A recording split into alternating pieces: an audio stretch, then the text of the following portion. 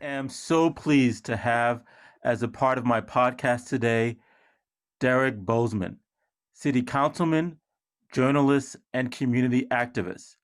Mr. Boazman is a native of Atlanta. In 1997, he was elected to the Atlanta City Council and was reelected for a second term in 2001. Mr. Boazman resigned that seat in 2004, and he's currently the host of Too Much Truth with Derrick Boazman on WAOK Radio. He's also president and CEO of Facilitation Strategies Incorporated. Welcome to Rear View Ahead, Mr. Boazman. Thank you so much for being a part of my podcast. Julian, thank you for having me, man. It's glad to be here. We are definitely in a season of distress and grief and anxiety. And you, on your amazing radio podcast that I have a wonderful chance to listen to each day, I find you dispensing lots of advice and lots of wisdom to your callers. But I wanted to find out, what have you found out about yourself in this really tough time that we're living in right now? Well, Julian, one is for me personally, it's not as tough as it could be. At the end of the day, as I remind my listeners every day, still have health and strength, still have a roof over my head, uh, more food than I need, friends and relationships to call on. But what I also acknowledge is that in my business, where I've been elected, born and raised here in the city, there's no place in the city that I can't go that I won't know somebody. What I also acknowledge is that being socially isolated from people can have an impact. And so for me, it was the beginning stages of depression, and that was very real. I went from March 17th going into a studio where we have in aggregate maybe 100 people working. So you get to walk through and, we're on 3 floors, but you get in a rhythm of seeing people. Well, March 17th, they said, well, go home. We'll send your equipment home. You can work from home. And so that was real different because now the drive in, the commute, the distraction you have going, you don't even have that anymore. And so I began to understand that that was such a thing as kind of COVID isolation that leads to a psychological and physical depression. And, we recognized that, and then we did something about it. I would imagine that corresponds with your faith journey. I know that I had a chance to listen to an amazing sermon you gave last, I think it was January, at Mount Prospect Baptist Church. And you are a preacher. I just have to say that. Uh-oh. Don't say that. I'm about to drink some liquor in a few minutes. I have no problem between the sacred and the secular. I have spent a lot of time around a lot of great preachers. I love the Lord, but my faith tradition and my faith understanding comes from my grandmother, who, when you came in Grandma Missouri house, you had to pray before you ate. Mm. You had to say your prayer before you went to sleep. She prayed over you. She anointed you. She did all of those things. She blessed you going in and going out. And so while I don't believe in, for me personally, my faith journey, I don't try to force it or push it on anybody. But I know that with all that I've seen and all I've been through, it couldn't be anything but God. And so I'm not foolish enough to think that I was the smartest one in the group or the best looking one or whatever doors got open. It wasn't all because of me. It was because of those answered prayers of ancestors who, before I was even a thought in my mother's and father's eyes, a sparkle in their eyes, they prayed that one would come in their name that could speak truth to power, Yeah. that wouldn't have to bow down and wouldn't have to change my words in order to make people comfortable. Speak truth to power, and let the people get comfortable with it. And if they don't, hell, that's their problem. Well, speaking truth to power is the next segment that I want to talk to you a little bit about, and that is your work as an activist.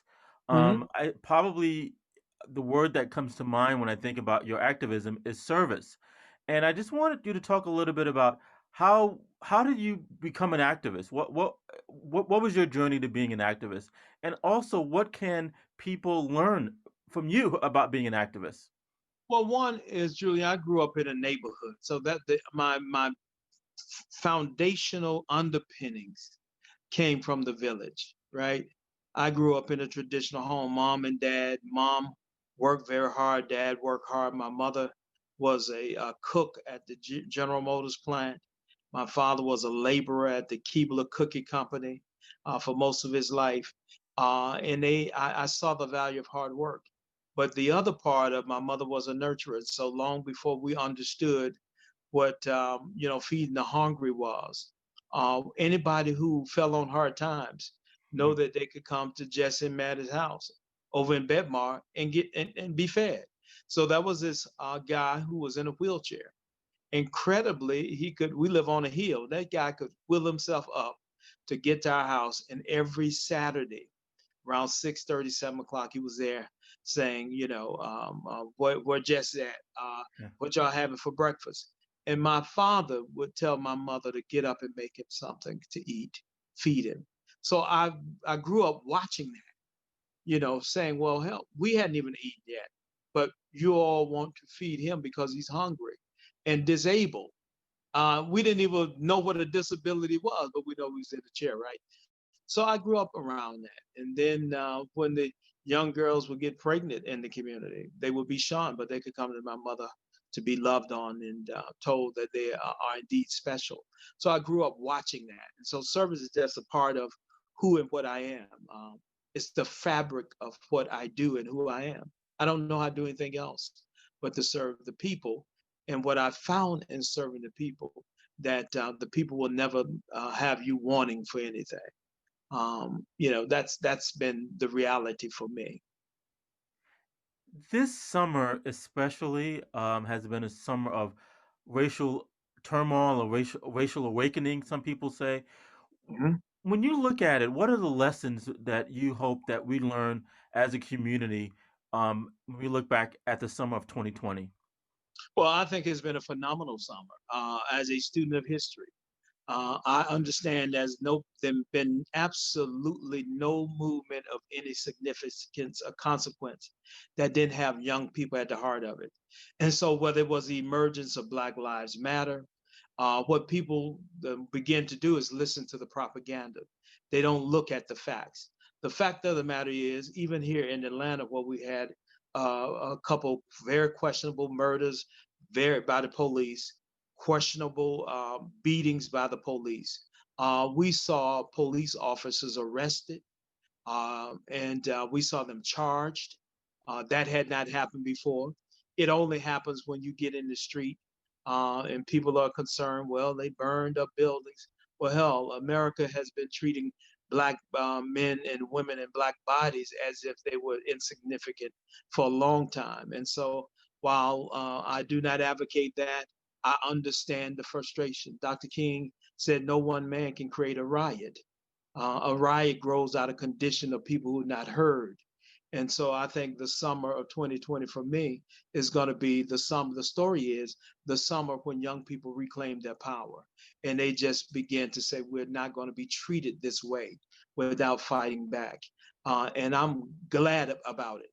To be honest with you, I think anytime we see just the wanton abuse of power by people who have sworn an oath of office to serve and protect us, but we can get shot in the back, shot in the front, shot in the car, shot while eating, shot while playing.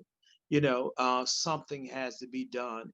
The pushback has called for a lot of change. And what we don't do, Julian, we talk about, oh, they burned up the AutoZone.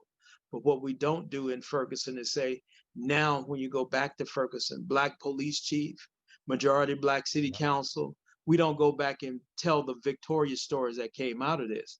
And we're not doing the same thing here, but we have to learn how to tell the full and complete story. And, when we do, people will understand it was protesting that got us a civil rights bill that allows you to not have to take a literacy test or pay a poll tax. It was protesting that force for us to not have to go vote under all of these voter suppression rules that we now see creeping back into the game. And so protesting makes a difference. And I think the summer 2020 is going to be the beginning of when young people in particular said, we're not taking it. And yes, we're not taking it anymore. And this is our time. And we're seizing the moment. They're seizing the moment. I see that with my students, and I see that with my friends as well. So I really do believe this is a Yeah, transformative and I moment. think it's a wonderful pushback. We conflate protest with violence. Well, America is violent, as Malcolm said. This is violence is apple pie. It's the second part of who she is. When Patrick Henry declared, "Give me liberty, give me death," we thought that was a wonderful anthem that spoke to his ability to articulate about the freedom that he wanted. When we say Black Lives Matter, people get nervous, and they say, "Well, we talk defund the police," they get nervous. But we're simply saying, in major cities like Atlanta, where we control the politics, we are. When I say we, Black people, we've got to have a different kind of policing, a different kind of politics, because we are supposedly running these cities, and it should be something different. And so, yeah, I'm proud of these young people. They remind me of me when I was 21, 22, 23 years old. And you've been doing a lot of activism way back in the day. When I just wanted you to talk a little bit about people that really inspired you when you think about even Wow. this moment, people that you keep thinking about, oh, you know what, lessons that you've learned even as you think about now. Well, here's a beautiful thing about growing up and being in Atlanta. Most of your civil rights leaders settled here. And early on at 16, 17, I met a man, Arthur Langford Jr., who had a teen leadership institute. Where they were just saying, "Leader, we want young people to come to West Hunter Street Baptist Church for a leadership institute where we're going to talk about leadership and leadership styles, what leaders do." Had no idea. I just got the flyer and went. West Hunter Street happened to be, at that time, pastored by none other than Ralph David Abernathy, who Dr. King says in all of his speech. Ralph was King's guy who introduced him 90% of the time. If Ralph was there, he introduced Dr. King before King gave any speech. And King would say, if you go back and listen to the tape, Ralph Abernathy is the best friend that I have in the world. And so here I am as a 16, 17, 18-year-old sitting in the church waiting on Arthur Langford, because after that Leadership Institute, I really was enamored with him and found out he lived in the same community that I was born and raised in, just over the hill. And so I would later come to work for him. He was a city councilman, youngest person ever elected to the Atlanta City Council at 23. He went to Morris Brown College. I was elected to the city council when I was 29. I was a graduate of Morris Brown College, and so I followed his leadership style. But it put me into meeting Ralph Abernathy. You turn around and meet Hosea Williams, who was Dr. King field general. Yes. And from there, you meet C.T. Vivian, who just passed. You meet John Lewis, who was a mentor and a good friend, supported me when I ran for office, and we remained friends. And so you get to know all of these leaders, and then you begin to hone your own leadership style. And so, I have a hodgepodge of people that I pull from. Everybody from them to having to be around Khalid Abdul Muhammad, who, arguably was one of the boldest, baddest Black men to ever live. And so, we have a plethora of leadership styles and individuals had the pleasure of just growing up under. I imagine just being in that space, you have to soak up something. You have to soak up something. Yeah, a lot of times you don't realize it. You really don't realize who these guys are until you realize who these guys are, right? Right. So Right. as a 21, 22-year-old, I said, okay, well, we know who Ralph Abernathy is because we hear King talks about him all the time. I served on the city council a little bit after Hosea Williams got off the city council. And so I knew him, and and so it was just it has been a wonderful journey. But yeah, you get it. Atlanta provides a lot of opportunity to work directly with individuals like that. My final question is about maybe next year this time, thinking about there's a lot of hope that people are look forward to in 2021. When you think about maybe next year this time, around Christmas time of 2021, what do you hope America would be like? I mean, obviously it's only a year, but And we people just there's a get to lot of 32 days from now. yes. Um, this has been, for me, Julian, what I hope people have done is done some introspective self-reflection, right? For one, for me personally, I'm on the go all the time. But what I've had to do is sit down, right? And so right in front of me is my job. I got a board just like I was at a radio station in Mm, front of me. I have a microphone right here that I speak into when I get ready. So I had to leave the house. So I hope that people have taken inventory of how they can make themselves better, physically, spiritually, how they can appreciate loved ones. We're 300,000 people gone. yes. In that number are mothers and fathers and cousins and brothers and sisters. It's heartbreaking because I have a lot of friends in that number.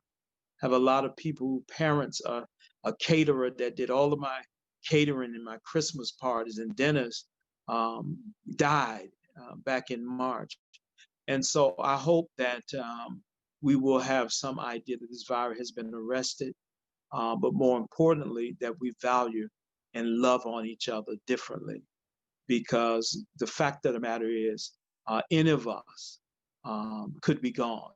And it makes me value relationships even deeper and value people even deeper. Because, I remember going to Goree Island and standing in the door for no return and standing there with tears streaming down my face. And a sister who was from another state saw me standing there and she whispered from behind, but we're the ones that made it. Mm. We are the ones that made it.